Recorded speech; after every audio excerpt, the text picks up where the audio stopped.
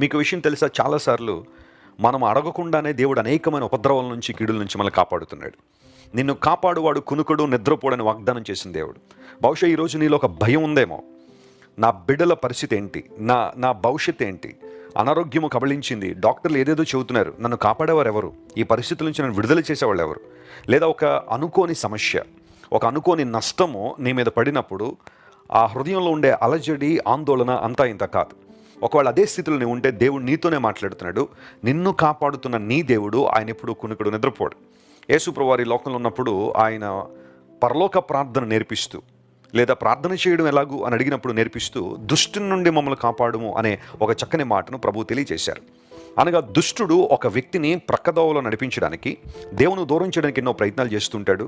మీ విరోధిన అపవాది ఎవరిని మృంగుదునని గర్జించు సింహంలే వెదకుచూ తిరుగులాడుచున్నాడని పేతురు మహాశయుడు అన్నట్టుగా, దుష్టుని పని దేవుని పనిని పాడు చేయడం.